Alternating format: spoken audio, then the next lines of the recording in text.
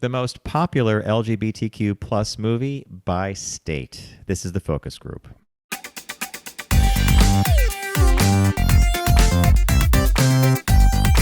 They're all business, except when they're not. It's the focus group with Tim Bennett and John Nash.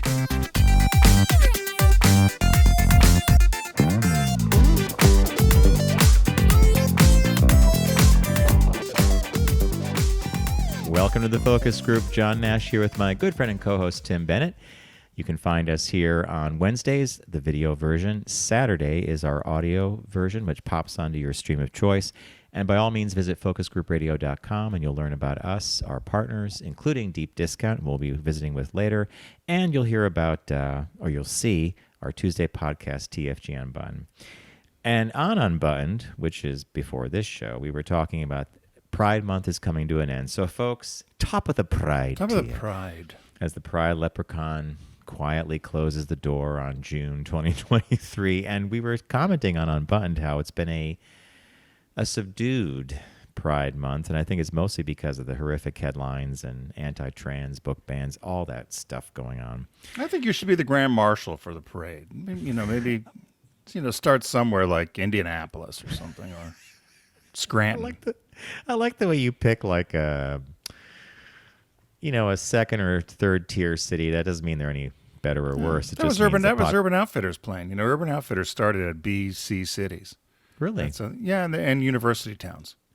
That was their initial way of marketing their clothing. For them, university towns make a great deal of sense. Smart. Did you ever interview with them, or didn't you know someone who I was did. the... Well, our Bridget Cooperman was the CEO, CFO. I interviewed before she was the head of the company. I interviewed for a marketing job there. They were I would not have fit in. I mean, it was smart that they didn't offer me a position because they had no structure. And I need structure. But That was not what I was expecting you to say. I thought you might say they had no imagination or their products were too diverse. It was structure? No, and they had no human resources department. So their whole positioning was if you had an issue if there was an employee issue or an issue where you needed to either discipline or reprimand an employee, it just needed to be handled by the manager. Ooh. So the manager also had to be an HR expert, which is fraught with issues. I mean, I can't tell you how many times they had managers that may have said the wrong thing to somebody, and then you end up almost in a lawsuit. So I think it was dangerous for them not to have. Eventually, they were smart enough to realize they needed to have a fully functioning professional human resources entity. But at the time, they didn't. And I remember lots of questions around that. How do you handle... Because I at the time, I had like 30 people reporting to me. I said, it's a lot to put on somebody to also be the HR person. So. Oh, Tim, when you put it that way, if you're dealing with like a couple of employees, it's one thing. But at Subaru, you did manage a lot, and they all came from different backgrounds. They all had different problems. They all, when I say problems, I mean things happen in people's lives. Yeah. They need something an accommodation, or they're going to have to travel or something, or a parent. I mean, I'm talking about, and then of course there's just workplace conflicts and stuff, which people don't get along. Yeah. Did you have your department mostly got along, didn't they? They did, although I found out later, there were, and this happens a lot in workplaces, there were 6 or 7 women that sat together with one man in a cube farm, cubicle I remember that. farm. Yep. And, all 20-somethings. And the women all, they say when they work together, I'm going to be clumsy when I say this, but they all got in the same cycle. Oh, I've heard this, yeah. When women work together. So the gentleman would come to me and say, ooh, I'm going to be out a couple days. He goes, I've been kicked off the island. And I'd be like, what? He goes, oh, they're all firing on all cylinders. I said, okay. And and then one of the other women, the leader, Beth had told me that that's in fact what happens, which it's an interesting thing, anatomy or biology, whatever. But, generally they were all pretty good. Later on when they would leave, they would talk about some struggles that they may have had. That they didn't share at the time. Yeah, they tried to handle themselves or something. But generally I was pretty fortunate. I only had one person that strayed, and years later he actually sent me a note about it. And I know exactly who you're talking about, too. Yeah, and I felt bad about the whole thing, but it was just stupid. Young kids with a lot of responsibility sometimes can handle it, and some I'm not sure why you felt bad, considering what he did. Yeah, and then the president, how he tried to cover his tracks and the whole thing. And then he ended up at a company that we pitched, and he came and because we knew him from his days with you, we got to pitch the business, and he had changed a great deal, but not as much as I thought, because he ended up going for the red herring. He chose an agency that wasn't really an agency, and they kind of pulled the wool over his eyes by having 20 people sit at a table. Well, we all know that blew the whole budget at one little show in Los Angeles for the year. So. Yeah. Still remember the president of the company. Who's he report to? I want that handled by Monday. I was like, okay. What Tim just said, by the way, many of you listening probably have heard this from voices of authority or people that over you in management.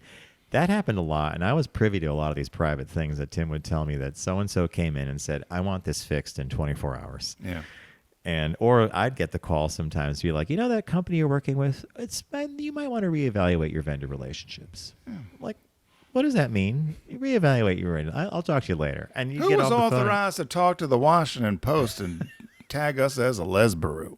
I remember that one. I remember I got off the phone that day, and I go into Greg's office, and I said, Greg, I just had the most interesting conversation with Tim. He goes, well, repeat it to me. So you know how Greg's office was set up. He had that weird chair, and maybe by now he was having a total mad highball. Highball at 12 1 in the afternoon. So I tell him the story, and I tell him what you said.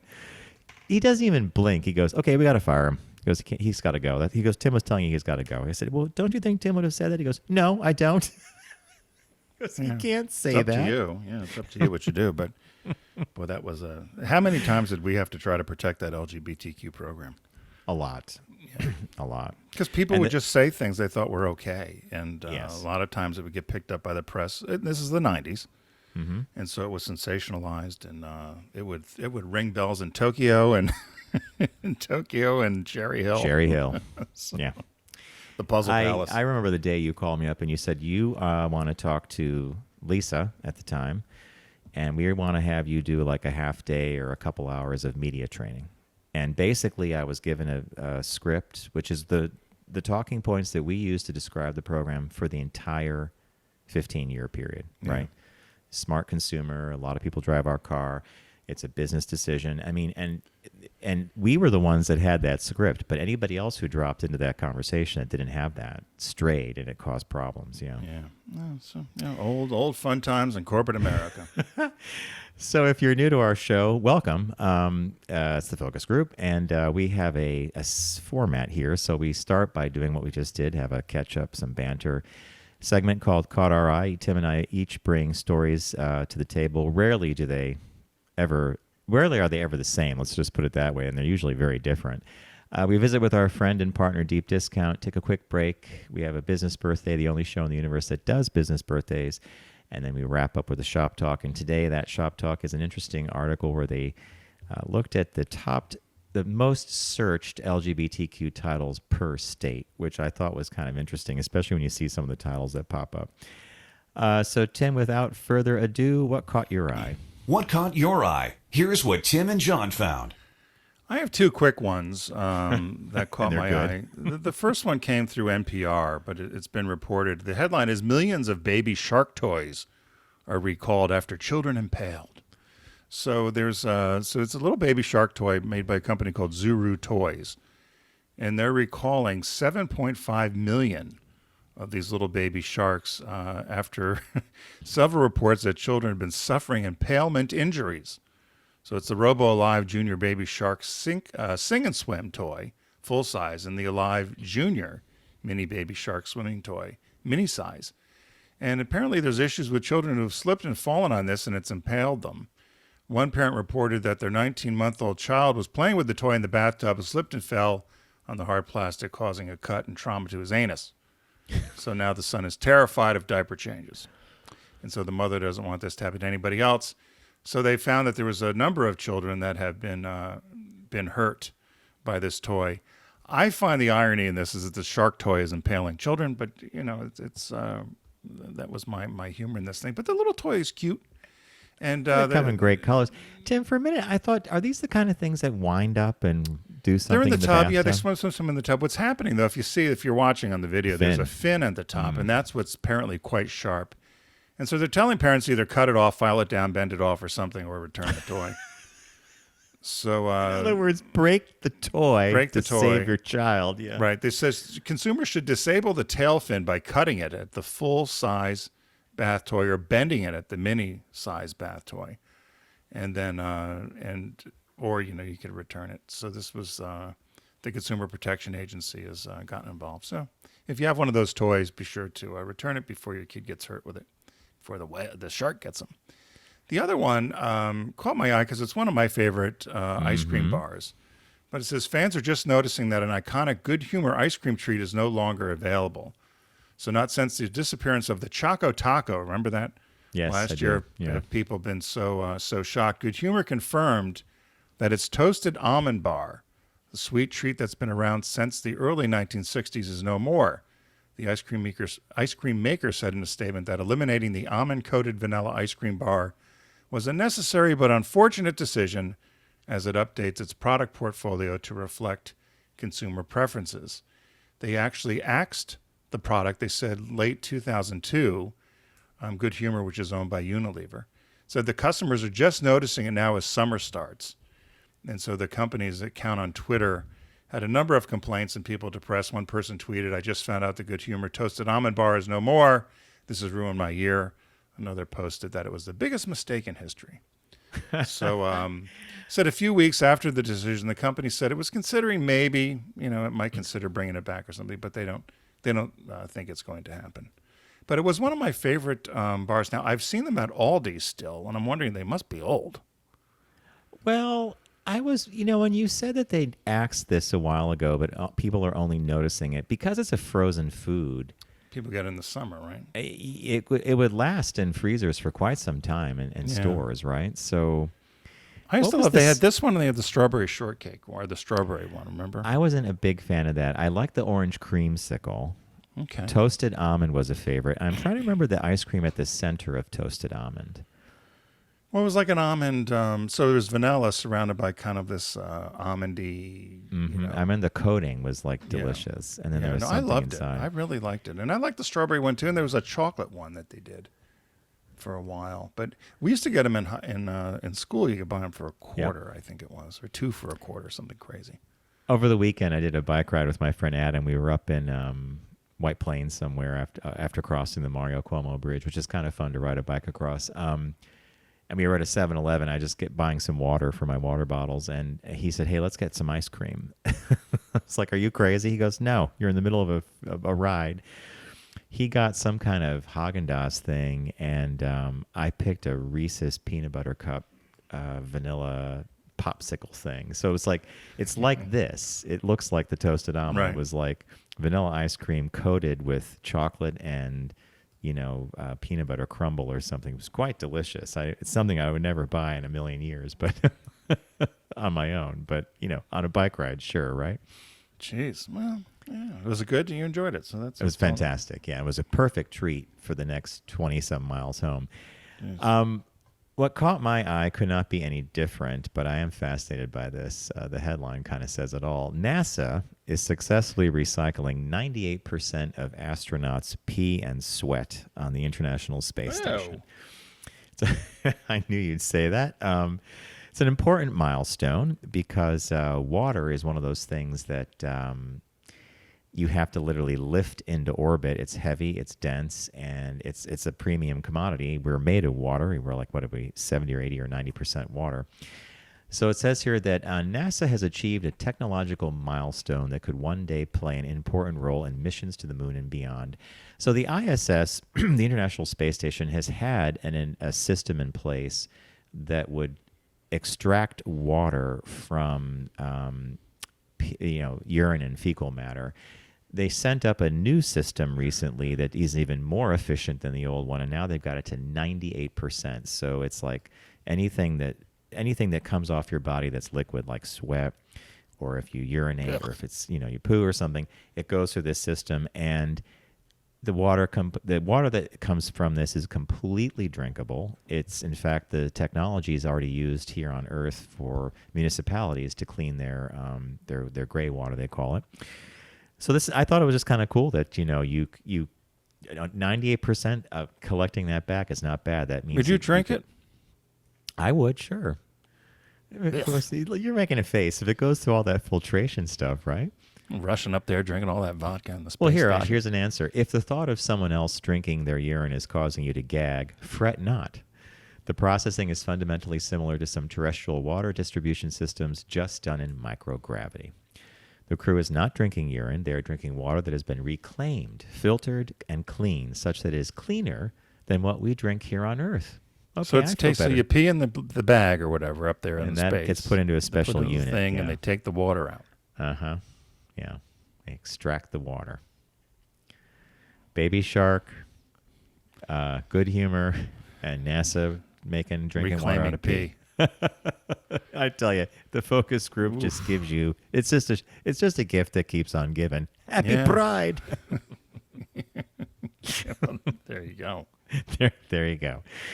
Hey, so as many of you know, and I mentioned earlier, Deep Discount is a partner of ours here on the Focus Group. We would like you to shop at their site by going to rsfocusgroupradio.com and clicking on the Deep Discount logo. It is the end of the site-wide sale. So, June has been a huge site-wide sale. Everything is reduced price. They normally have great prices anyway, but take advantage of this time period to pick up some extra deals. Tim, what did you pick?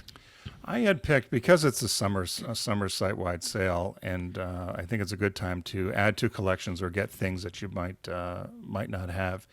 There's a box set that just came out last May, so it was a year ago, just a little over a year ago. It's All in the Family, the complete series. Wow. And, wow. So it comes for the price of $52.23, which is incredible. So you save 35% in DVD. And it's 27 discs, and it's the entire series of All in the Family, which, of course, with Archie Bunker. Carol O'Connor. Right. And it was groundbreaking. Norman Lear's groundbreaking sitcom, which won several Emmys during the 70 to 79 run. Spawned a number of spin-offs starring Carol O'Connor, Gene Stapleton, and Sally Struthers and Rob Reiner. And, it's funny. Once in a while, I'll catch one somewhere. And the use of language then, you could never get away with now. I mean, they actually speak the N-word,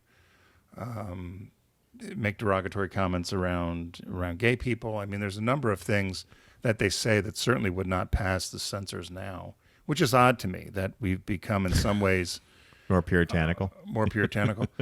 But, I will say one thing about All in the Family. I loved this. I used to watch it with my parents I believe it was on Sundays after Disney or 60 Minutes. And I remember you and I have talked about this. They touched on a lot of issues. There was trans issue, or there was I think they called her a transsexual at the time, someone who cross-dressed.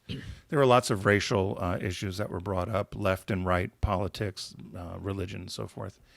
And so I think as a time capsule, it certainly exposes or puts us in the right place at the time. I do think the show went too long. You have to know when to stop. And I think after Edith had died, and they tried to do Archie Bunker's play, they tried to keep it going. I vaguely remember that. It lost something. And I think back, it's the old Fonzie thing in Happy Days, right? Fonzie jumped the shark. If you think of Laverne and Shirley, when they decided to move to California, the show went away. I mean, it went south. When Designing Women lost Suzanne and Julie, the show just did not have the same oomph. And so I think there needs to be a time people say, it's time to move on. It's time to go. Time to stop. That's what Jerry Seinfeld said about Seinfeld. He said, I didn't want it to be where it was like, we probably should have stopped a year ago. Yeah, it's a great point because they had a great run. And I'm wondering, with All in the Family, if you bought this set, which is 27 discs, it's amazing. It's the whole show. Would the impact of individual episodes be the same as if they had been aired? Like since we were watching it week by week by week, they would bring up these issues that would seismic issues to the culture. This was a water cooler show. Right. This is what people would talk about on Monday and Tuesday. Like, did you watch All in the Family? Did something happen? I wonder if back to back to back, it has the same impact. Yeah, it'd be interesting. I went and I did a quick scan to say the top 10 episodes of there was when Edith was going through menopause. Yep.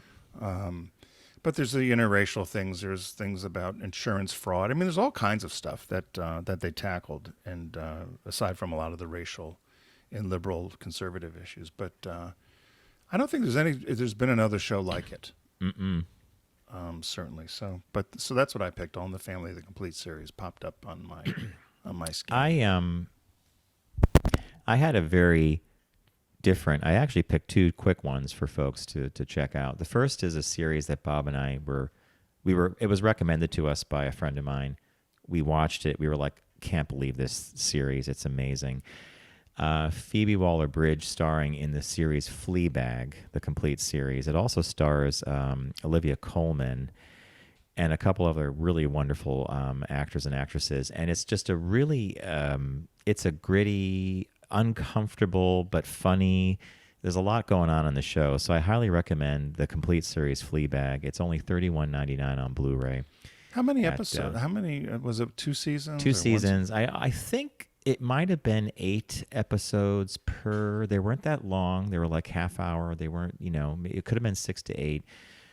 Totally, we were engrossed, but we were like, wow, this is crazy. It's really great. And the other one I would recommend is Natalie Portman starred in a really well-made science fiction film that came out a few years ago, based on a book, and it's called Annihilation. And Oscar Isaac plays her husband, who suddenly returns after a year of being missing in something called the Shimmer. A meteorite crashes in Florida or in the South, Louisiana, something like that.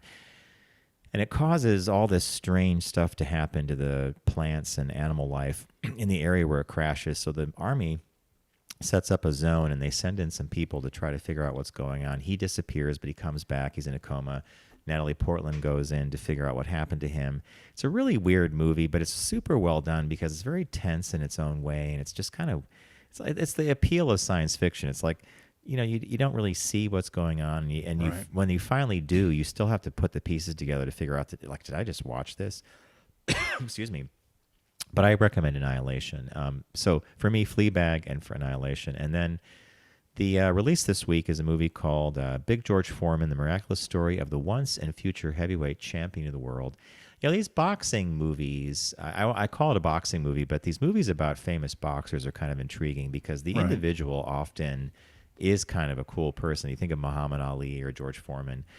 So this is the miraculous story of the once and future heavyweight champion of the world based on his remarkable true story and his great comebacks and the transformational power of second chances. So... Made all his money on the grill. And he became, in his own way, like this really big business guy on a totally different thing, right? Yeah. The same people tried to get Martina Navratilova to sell a juicer. That's a story for another time. And I remember the juicer. I do remember her trying to do that, yeah. Yeah.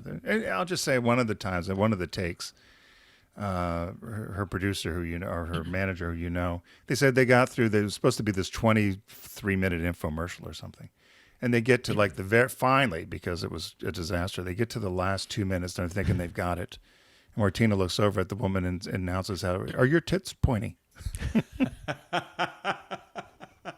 You serious? Yes, that would have ruined the whole thing, right? The whole thing got ruined, yeah.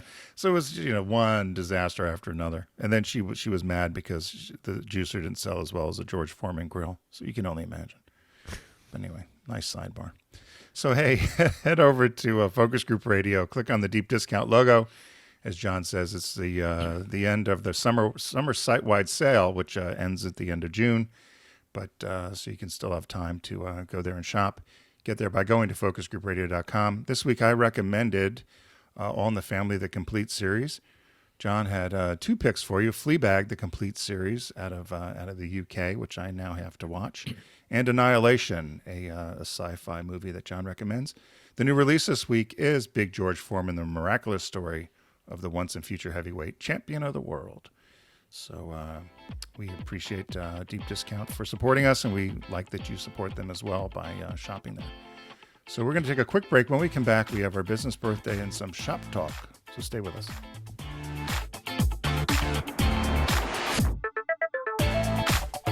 You're listening to The Focus Group with Tim and John. Learn more at focusgroupradio.com.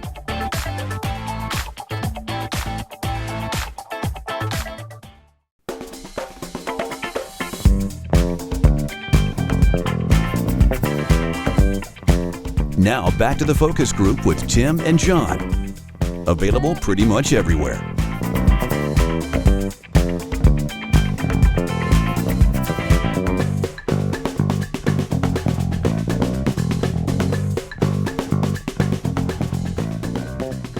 Welcome back to the Focus Group. John Nash with my good friend and co-host Tim Bennett. FocusGroupRadio.com is the only URL you need to know. And when you visit the site, you'll learn about us, our partners, including Deep Discount, we just visited with. And also you'll learn that we do another podcast called TFG Unbuttoned, which drops on Tuesdays, audio only. And if you're already subscribing in one of the many streams like Spotify or Pandora or Apple Podcasts, you're already getting Unbuttoned. So, but if you're not, sign up and get Unbuttoned. So, Mr. Bennett, without further ado, the only show in the universe that does this. Everyone does celebrity birthday greetings, but the Focus Group is the only show in the universe that celebrates business birthdays. So we have a real dandy today, Michael James Lindell, born. This one shocked me. You sent this over. I'm like, really? Okay. Well, there were two prominent ones today: Elon Musk and Michael James Lindell. But after I read a little bit about old Michael, I thought he deserves a little bit of recognition, a little more so than he's gotten. So known as My Pillow Guy, an American businessman and political activist and conspiracy theorist. So he's a big supporter of the former president, Mr. Trump. And he's founder of the My Pillow Company, CEO, which is essentially just shredded foam that's in pillows. And so he made in Minnesota this pillow bedding and slipper manufacturing company. And he was very tuned up by the loss of President Trump, which we'll get into in a minute. But a little bit of background: he was born in Mankato, Minnesota. And he had a gambling addiction, which emerged in his teenage years. He dropped out of the University of Minnesota. He was addicted to cocaine, became a very frequent user until he decided to switch to crack in the 90s. He had incurring gambling debts and built up his addiction between the 80s and 90s, led to many foreclosures of businesses and homes, and his wife filing for divorce. He stated, however, in 2009 that he achieved sobriety through prayer and he found Jesus. So that's all you need to do. And so he had launched a number of small businesses, they said. He had a carpet cleaning business, he had lunch wagons, he had a few bars and restaurants, all in Minnesota, until he came upon this. They said he invented the My Pillow, which were pieces of shredded foam that he said when they would all be thrown into this pillow, covering, they would interlock together. So magically. Right. Okay. The Better Business Bureau actually revoked his accreditation, lowering his rating to an F, based on a number of complaints by people that said he was marketing the pillow on TV as a buy one, get one free offer, but they said it became a continuous offer. Therefore, it was the normal price of the product, not a sale price. So they said it was all a ruse that he was doing this buy one, get one. So he was terribly disappointed by the Better Business Bureau's decision. And then he was mad. He said after the 2020 presidential election, he lost distribution through Kohl's and Bed Bath & Beyond. He said it was because they didn't like who he supported for president. They said no, there's just low customer demand. So he started his this website called Frank Social and Frank. It was supposed to be a competitor between YouTube, Twitter, and Facebook. But it was fraught with technical issues, despite millions of dollars spent. It was a great place to spread conspiracy theories. He blamed others for massive attacks on the network and so forth. They said as of April, he had 308 followers on Frank Social, which was more than any other user. So there wasn't a lot of people over there. Frank Social. I never heard of it until we pulled up the business birthday. So it goes on, as he was such an avid supporter of the former president, said Trump was chosen by God. He was the greatest president in history. And so Trump actually wanted him to run for governor in 2022 in Minnesota, which would have been fantastic. I mean, I can't believe he didn't run. He ended up not running, but decided instead to run for the chair of the Republican National Committee. He received 4 votes of the 167 cast. Only 4? Can you imagine? I do remember this little blip in history, and I didn't realize there was only 4 votes. Only 4. Okay, continue. Yep. My so apologies. he's not all that popular. So of course he decided to convince Trump. He was a partner in something called Phoenix Biotechnology, which was a company that made Olendrin, which was a poisonous chemical, but he thought it was going to be a miracle cure for COVID.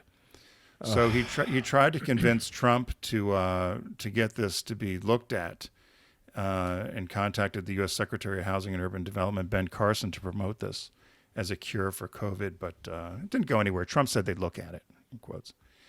So then he tried to overturn the election, blamed January 6th on a bunch of people that were from Antifa that were dressed like Trump supporters.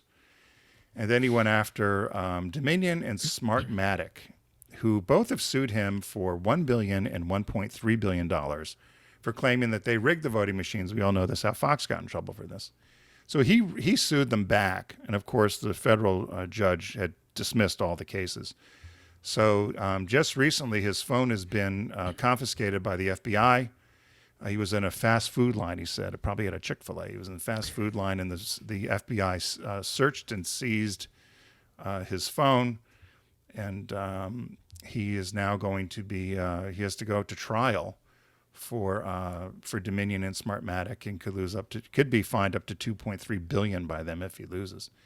And he's claimed he has enough evidence to put everyone in prison that was part of the election fraud. He said 300 and some million people, until somebody let him know that would have been 91% of the United States population. So he didn't realize how many people were in the U.S., I guess. He's been divorced twice, lives in Texas. Happy birthday. So there was another ripple to all of this, which was when you were talking about Smartmatic and Dominion. Mm-hmm. Those cases are still proceeding, right? Oh yeah. They're still. His against them was dismissed. His against them was dismissed. He immediately went after them for defamation or whatever, and the judge threw it out and said, "This is you're just being, this is a grievance case." And but no, he has the cases that he has are yet to go to trial. But I believe Smartmatic suing him for $1 billion and Dominion for $1.3 billion. He has lost millions pursuing this ridiculous, the big lie, right? Mm-hmm. Yeah. I mean, what happens if Trump is indicted in Georgia, if he's indicted for January 6th, I mean, all this, the dominoes are going to start falling, right? I mean, yeah. Well, they said he's front and center with the election. The it's election crazy. Overturned. Yeah, it's absolutely crazy. Yeah. Well, I'm glad you picked him, and I'm glad you put there. It just said, see there, and conspiracy theorist. I should have put. I that always in love bold. how he's addicted to cocaine, so he moved on to crack. Yeah, and they came up with the pillow. And saved by Jesus. Saved by Jesus. Saves a lot of folks, I tell you. That's what you got to do, John. Well, I could go down that road and say that if Jesus were alive today, he'd cringe at all the stuff that was being done in his name, and he'd have to set the record straight that he never said a thing about a lot of stuff like same-sex couples, or he was like, be good to your neighbor, love people, lift people up, take them out of poverty. Everything else wasn't Jesus born out of wedlock? Technically, right? It's a virgin birth. Christopher Hitchens, famous agnostic, didn't believe in any religion, used to say at the beginning of one of his books, he said, hey, this is how it works. If you believe in the virgin birth, then you're on the road. You're on the road. Because in the natural world, we've never seen it occur. So if you're on the road. You're on the road. Hey, our shop talk this week is a survey that was done, and the methodology is kind of critical here, and I'm going to go into that. But it's the most searched LGBTQ plus movie in every state. So it's based on Google's trends. Some people have access. I guess you could get access to the Google data on search terms, etc. They went and they looked at what people were searching for in every state when it specifically came to LGBTQ titles. And The list is interesting to me because some titles I've never heard of before and others I have. So, Tim, we should just play a game and maybe we look at the southern states or let's first look at Tim's old state of Pennsylvania. The movie most Googled there for LGBTQ plus is the movie Philadelphia starring Tom Hanks. And I'm not surprised by that in the least. But how about Delaware for you? A great movie. And when I look at the list of the 50 states, it's the only place where that movie shows up is Pennsylvania. And it's an amazing movie, right? Right. In Delaware, the favorite, which I don't know what that is. Oh, that's Olivia Colman. That came out it was before the pandemic, so it was 2018, 2019. It's a good film.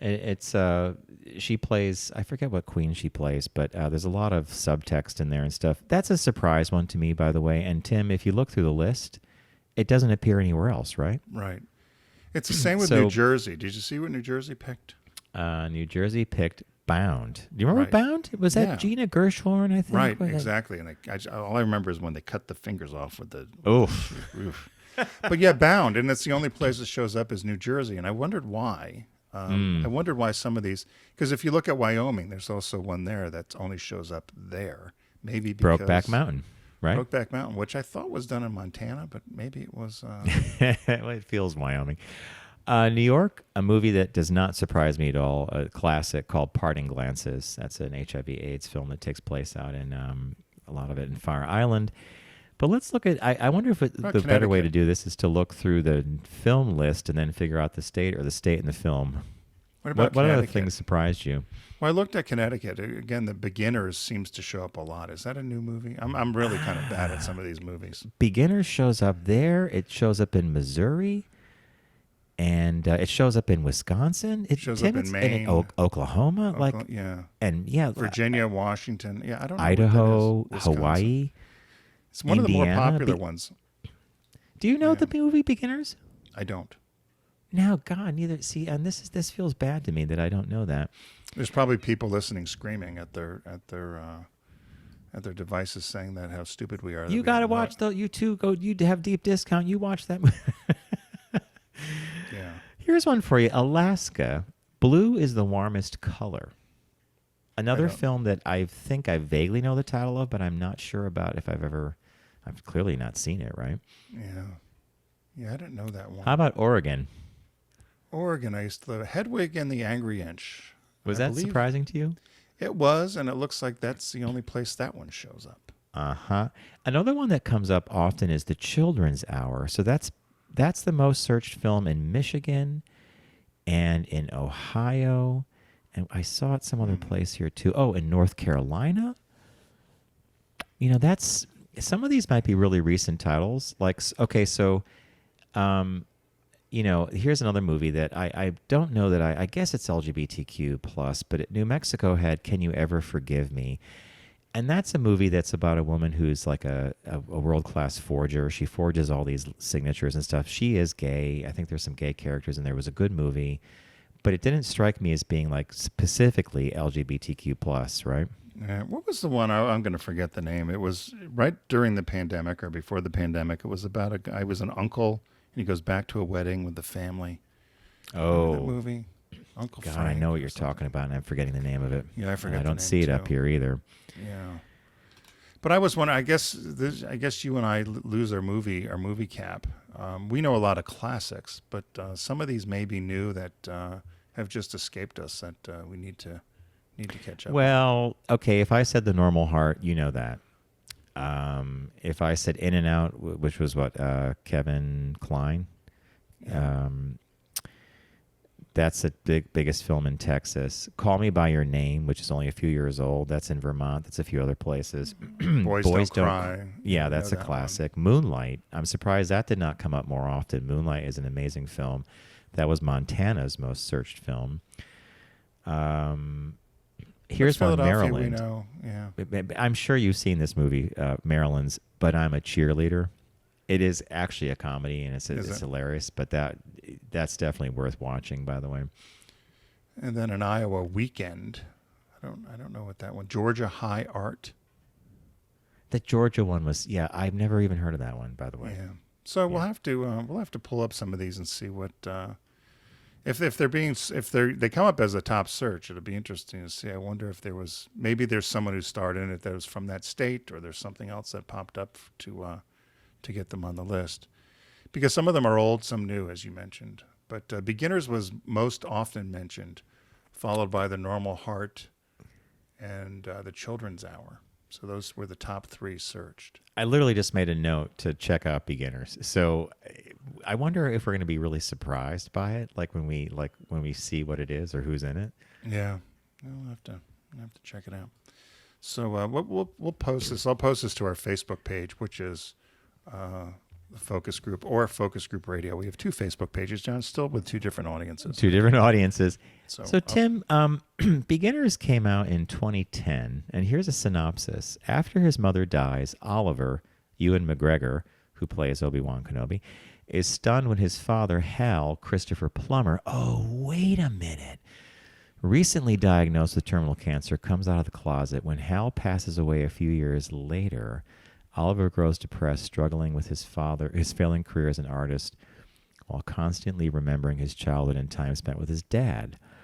Oliver's loneliness is eased when he meets actress Anna, but their relationship is threatened by their mutual fear of commitment. So I do remember this vaguely now, because I remember Christopher Plummer playing the father who came out as gay. Well, I'm going to have to put it on the list for sure, right? Yeah, we'll have to watch. Sounds interesting, so we'll have to add it to the list, Mr. Nash. The big list that we have, yeah. Right.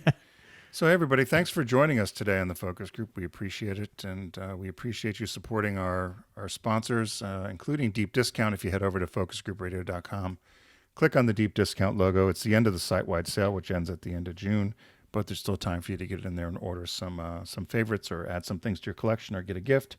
I recommended All in the Family, the complete series. John recommended Fleabag and Annihilation.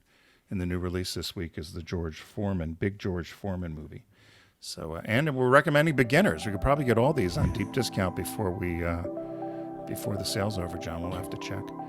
So, everyone have a great end of the week and great end of Pride celebration in June, if you still have events that are taking place.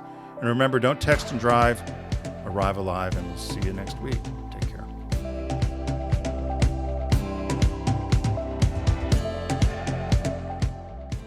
It's the Focus Group with Tim Bennett and John Nash. Accessible on all platforms. Subscribe, like, and rate us on your platform of choice.